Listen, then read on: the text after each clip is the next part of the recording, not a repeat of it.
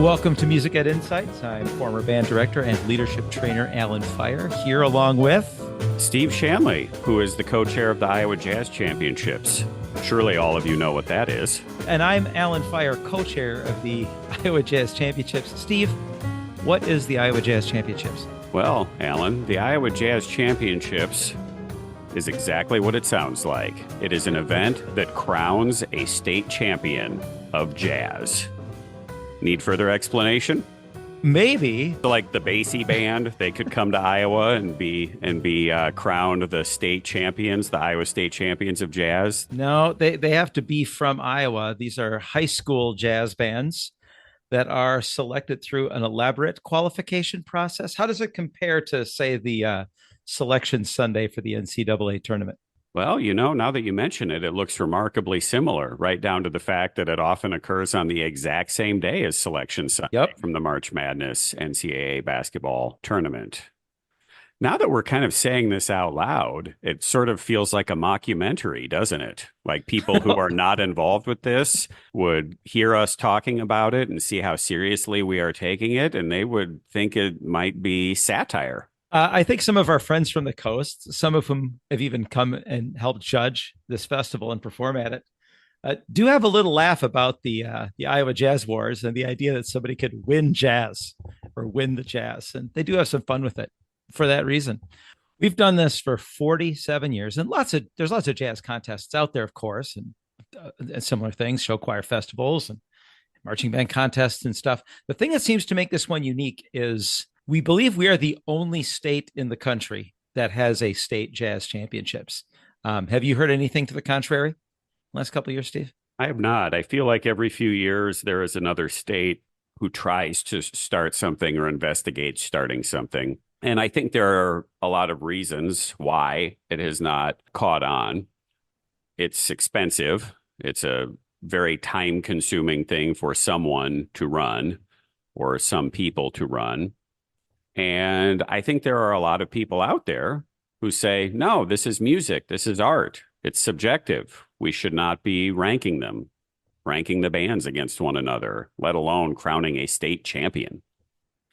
And yet, almost 50 years ago, a group of band directors thought that this would be an awesome idea, and it has become a tradition that has taken hold, and it's really, really important to some schools, and there's a lot that goes into it. Like you say, it costs about $60,000 to put this event on. We've got some major sponsors and whole like budget and revenue plan, and it's a year-round endeavor to make it happen. So in terms of time also, besides just money, it takes an awful lot of time, but people really are committed to it.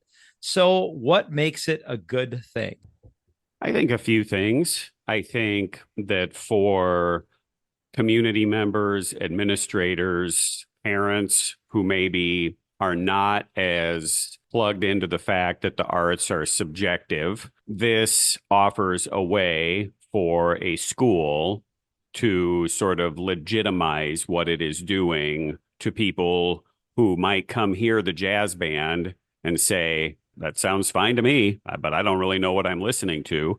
Whereas you and I, who don't know anything about basketball, we watched that Iowa LSU women's basketball game the other night. And even though we didn't know all of the details of the 2-3 zone or anything, those terms that get batted around, you and I could tell, hey, that team scored more baskets.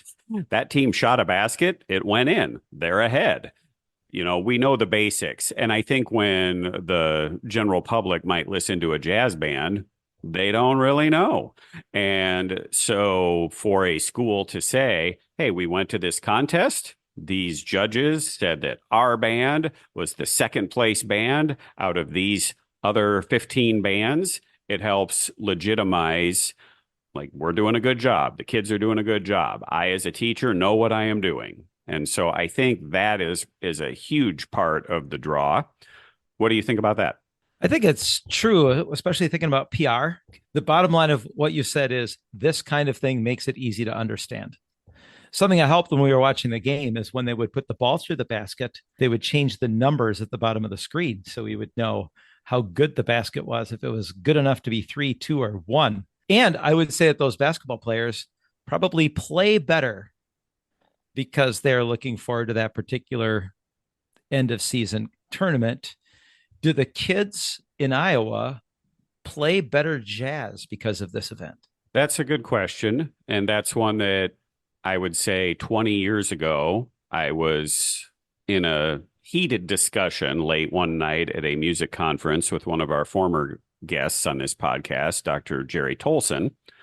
And he was in the early stages of the jazz wars here in Iowa and was a big proponent of that and thought it was a good thing. And after he left Iowa and began teaching in higher education, continued to say, hey, what they're doing in Iowa with those jazz championships, that's a special thing.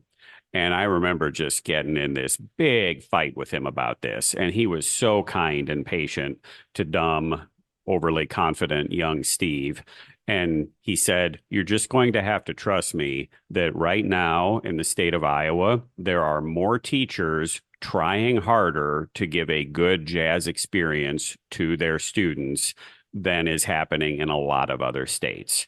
And he wasn't saying there are no programs anywhere that are good at jazz without being competitive. But he was saying that when there are systems like this in place, these extrinsic motivators, that the jazz, the music, the product for the students tends to be a little bit higher quality.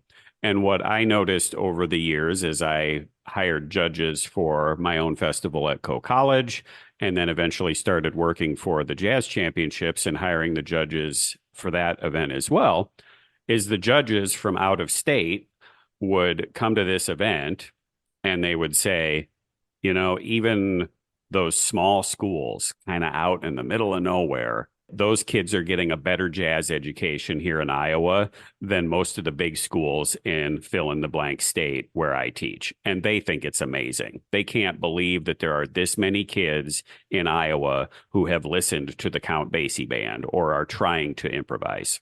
And I'd like to really underscore what you said about the size of the community. I mean, some of the people for whom this is a really special and important event come from towns with populations of less than 1 or 2,000. These aren't small towns like towns of 8 to 12,000. In a lot of states, that's a small town. In Iowa, those are bigger cities. So I think that they're right. And sometimes we just take it for granted, the extent to which it does permeate even to students who have fewer opportunities. Yeah, it's really a point of pride. And this is a quick and tangible way to build that pride. It is a little bit more difficult to go to a town where there is no jazz program or tradition of a jazz program and just start having 3 jazz concerts a year and getting everybody excited saying, our jazz program is great. Whereas you go there, and we have seen countless directors now over the past few decades. How do they make a name for themselves as being a quote unquote good director? In the eyes of their fellow music teachers and also in their community, it tends to be by getting some sort of accolade like this that involves, for lack of a better term, beating other groups. Here's I don't want to say it's a dark side, but it is a criticism that we level at each other in the state. I've been a part of the system as well. The first time I was the director of a band that went to the Jazz Championships, I think it was 1997, and I was teaching in a town of about 2,000 at that time.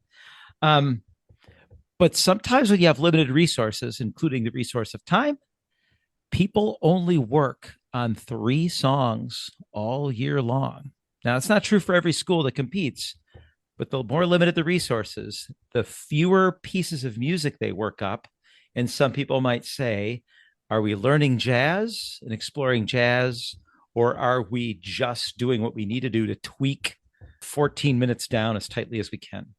I've probably evolved on that over the years. I think 20 years ago, I would have said, no, we need to be learning more literature.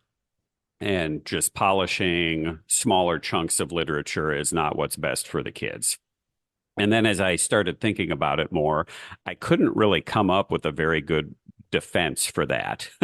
Besides, well, this is what other people think, and I respect those people, so I'm going to say the same thing. But if we go back to the old, and I'm not even going to say overly used because that implies that it's not appropriate analogy that this is a language, would I rather my son read 3 books in language arts class or English or whatever and really understand those books, the characters, the development, all of the things that go into making a great book great, or 10 and kind of not understand them quite as well. Now, ideally, he'd read 10 and he'd have a great understanding of all of them. But if my choice is 10 books and he understands all of them at sort of a C level, or 3 books and he understands those at an A+ level, I think he's learning more by really getting a lot out of those 3 books that he might later be able to apply to something else. And if what we're really trying to teach the students is to sound like they are authentic speakers, then I don't really see a huge issue with this. I remember hearing jazz pianist Kenny Werner, author of Effortless Mastery, talk about this topic, and that helped me change my tune as well over the years. When he said, you learn a lot when you spend a lot of time just crawling in and out of a piece of music over and over again to get to know it as intimately as possible. And so that stuck with me. And the other thing, if we go back to what motivates this, whether it's good or bad to have extrinsic motivation, if they didn't tweak these 3 or 4 tunes down to perfection in some of these schools with fewer resources, they might end up tweaking 0 pieces of music, not like going half baked on like 10 pieces of music. They might say, you know what, let's invest our time in other art forms and not even have a jazz band. And similar, your Kenny Werner example reminded me, anytime you talk to someone, an accomplished musician, they will almost always kind of give the same advice, like pick something and do it really well. And when you're talking to jazz musicians, they'll say, don't listen to the 100 greatest jazz albums like on repeat on Spotify. Pick one. And even from that, pick a couple of those selections from that one album and really dig down deep into it. Don't listen to all of Mahler's symphonies. It's too much. Pick one and listen to it a whole bunch. And if we all think about where we have really grown as musicians, I think it's probably been that way when we pick less content and either listen to it more or practice it more or do it better. We've really made a good case for this thing. Is there a dark side? Yeah. When we were getting ready to record this, and we have no script for this, you and I are both just kind of making it up as we go, but you wanted to come up with an outline. What is the Iowa Jazz Championships? Is this a good thing and why? And when you typed that into the chat, is this a good thing and why? My sort of visceral reaction to that was, this is a good thing because a whole lot of students are learning about jazz who otherwise would not have. So that part is good. The event itself, I think, is good. Otherwise, I wouldn't be a part of it. The way that some people react to the event is bad. So for me, having the motivation of I am going to go play for 3 judges who are experts in this language, and I want to do as good of a job as I can preparing my band so that these experts will maybe affirm some of the things that I'm doing well and have some suggestions for me. I think all of that, I don't have a problem with any of that at all. What breaks my heart is when we have the event like we did just a couple of days ago, and the whole day the bands are playing and they're playing great, and it's fun to listen to them and it's fun to watch them. And pretty much everybody is like, yeah, we worked really hard. We listened to jazz. We learned how to solo. We did all of these things. Everything's great. Yay, jazz. Yay, jazz. Then we have the awards. And then all of a sudden, we have people who were pretty happy with how they taught this year, how the students played, the overall experience. But because they got 5th place instead of 2nd, or 8th place instead of 4th, or something like that, to me, that's the downside of all of this, that something relatively arbitrary like that can really crush them for the day. And that's what I wrestle with. And how do we keep an event going like this where all of the good stuff is there, the motivating things are there for the students and the teachers, but we don't get really hung up on the, well, yeah, I got eighth. And that isn't good. We clearly weren't one of the good bands. And so I'll say to a director, all right, what if you would have gotten second? Would you have been happy then? They'd say, oh, yeah. They say, okay, what about third? Yeah. Okay. So what place did you need to get to be happy? Right. Yeah. You're like, Yeah. well, I guess I don't know, but not eight. I didn't want that, and I get it. And I'm not poking fun. I was the same way when I was participating too. And I would let a third place finish or a second place finish at the Jazz Championships. I'd pat myself on the back and feel great about the year. And a seventh place finish, I would not. Yeah, they're not quite arbitrary, certainly. And I'm gonna poke you back on that. What do you mean that it's not arbitrary? well, I mean that there's a rationale behind the scores from each of the judges, and those get added up, and the ordinal scores are compared to come up with placements. So they're not arbitrary. But I would also say that they don't often match from judge to judge because of how subjective music is. So it's not arbitrary, but it is close enough that it's wise for a director to not think hard about the difference between third and eighth or second and fourth. Maybe. I just typed arbitrary into Google and the definition says based on personal whim. Well, And yes. I might argue that these placements are based on the personal whims of those three judges. And I guess that's why I use arbitrary because, and I told people this on Tuesday during the event, we could do a couple things. We could have this event again tomorrow. You could come back and play, and we could have the exact same three judges as we did today, same bands. And I bet the order would be different, and the people who got the Outstanding Performer Awards would be different. And it certainly would be different if we had different judges. Fair enough. I do think that the part that we don't like, these reactions to rankings, and people putting too much stock in that, I think it's gotten better over the years. I've been a coach here for 22 years, and the amount of crying and the amount of emails or inquiries after the fact that imply some dissatisfaction or questioning, I think that has decreased over the last 20 years.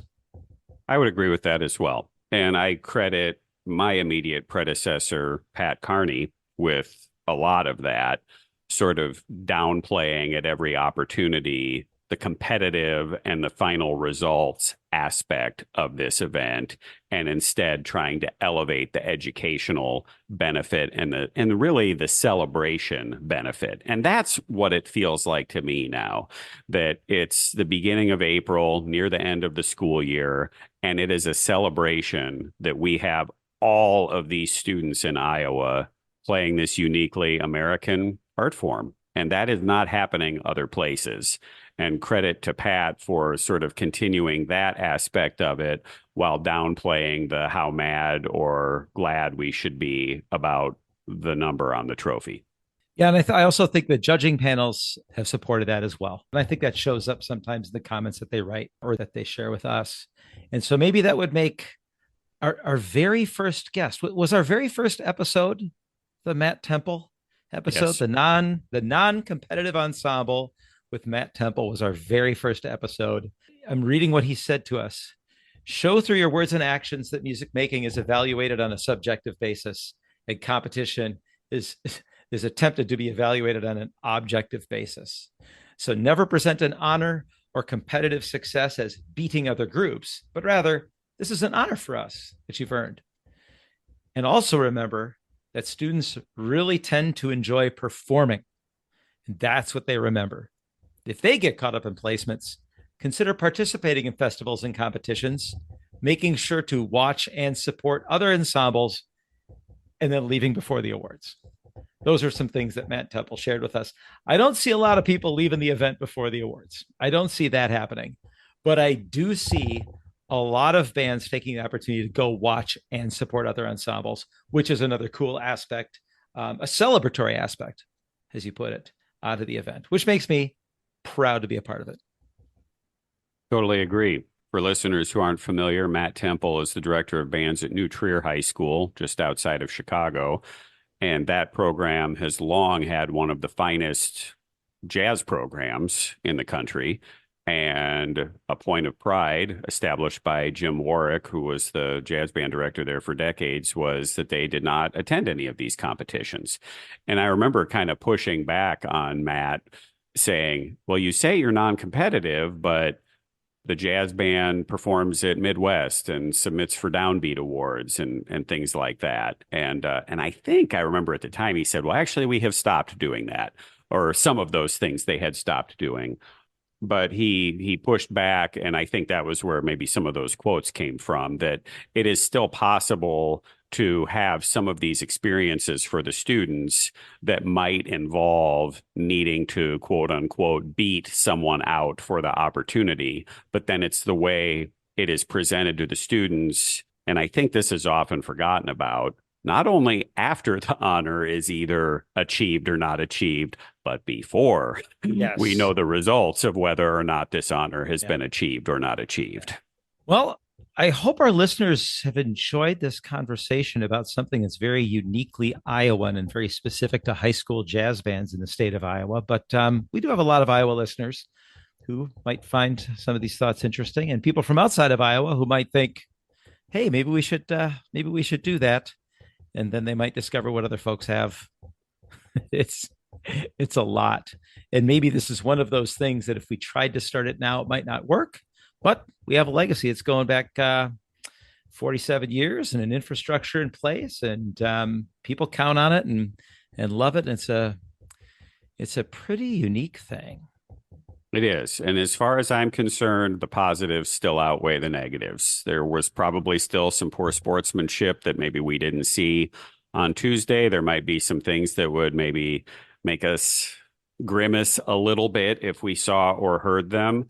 But I am firmly convinced that there are students who participated in the event on Tuesday who in 10 years are still maybe going to be listening to some jazz on Spotify or going to pay to hear jazz live.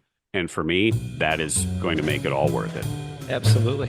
Hey, before we wrap up, I've had some communication over the last week or two with people who are experiencing staff cuts and have wanted to go a little bit further, talking about our quick pro tip on what to do in case you experience a staff cut. So that's an episode that showed up in the feed about a month ago, maybe a month and a half ago, that may have escaped your notice because it didn't seem relevant at the time. Just want to remind you that that's a resource if here in the month of April you're starting to experience that, and you can reach out via email if you need to talk about some of those situations more. We've been doing that with folks. All right. Thanks, Alan. Thank you, Steve. Thanks for listening to Music Ed Insights. We're supported by Group Dynamic, a leading provider of youth leadership workshops. Alan works with dozens of schools each year to help develop their leaders. Learn more at groupdynamic.net/youth-leadership. Or you could email me at alan@groupdynamic.net. Also sponsored by the Co-College Music Education Program. They've got a website too. Just click their link at our website or email me at shanley@coe.edu. Also, The Normal Design, helping normal companies and people create memorable, meaningful, and professional designs and branding. More at thenormaldesign.com. And Winterset Websites, website design and maintenance. wintersetwebsites.com. Our Facebook page is Music Ed Insights. Our website has program notes, links, and a one-page download of this episode's key takeaways. That's musicedinsights.com. New episodes generally drop every couple weeks on Monday. Get current. Stay relevant. Music Ed Insights.